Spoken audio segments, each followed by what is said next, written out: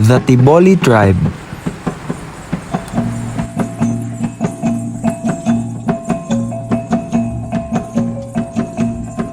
There are 18 tribal groups on the island of Mindanao. The most well-known is the Tiboli tribe that lives in the province of South Cotabato around Lake Cebu. Since the arrival of settlers originating from the other islands of the Philippines, they gradually moved to the mountain slopes to live in scattered settlements in the highlands. This tribal group is still living in a traditional way, comparable with how their ancestors lived centuries ago.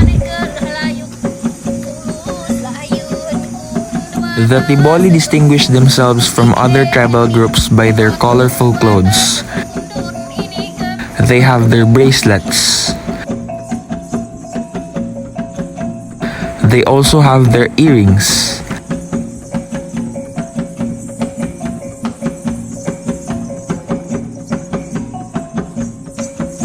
This tribe is famous for their complicated beadwork. Wonderful woven fabrics.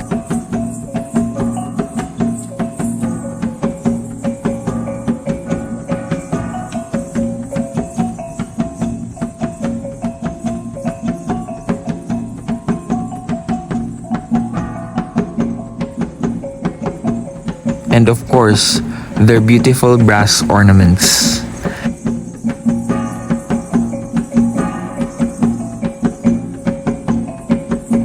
A Tiboli legend tells that the Tiboli are descendants of the survivors of Great Flood. A man named Duwata warned the people of an impending great flood. But the tribe refused to listen, except for two couples, Labebe and Lalumi. Duwata told them to take shelter in a bamboo so huge they could fit inside, and in this way, they survived the flood. The story tells that the first couple are the ancestors of the Tiboli and other highland ethnic groups, while the second couple descended the other Filipino indigenous groups. The Tiboli culture is richly connected with and inspired by nature.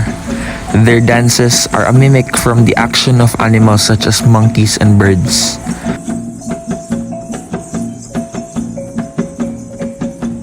The Tiboli have a rich musical culture with a variety of musical instruments, but the Tiboli music and songs are not meant for entertainment only.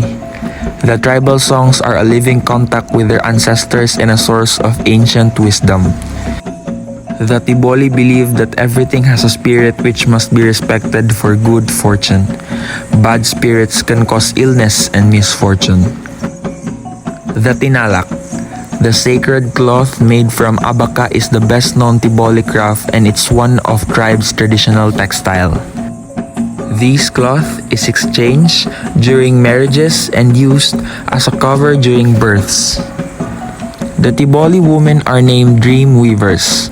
Another legend tells that the Tinalak weaving was taught by a goddess named Fudalo in a dream, and that woman learned this ethnic and sacred ritual based on the tribal designs and cloth patterns through their dreams. These unique patterns are made with centuries-old practices and passed down from generation to generation.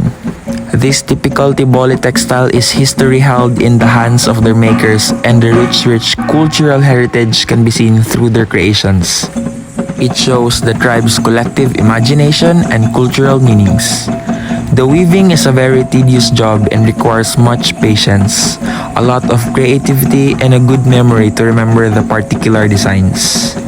Men are not allowed to touch the chosen abaca fiber and materials used in the weaving process, and the weaver should mate with her husband in the time the cloth is woven, for it may break the fiber and destroy the design. At present, the Tinalak products have become the signature product of the province of South Cotabato. Come and visit the friendly Tiboli tribe in South Cotabato. You will be in the midst of a distinctive and a very well-preserved culture that is keeping their characteristic and ancient tradition alive.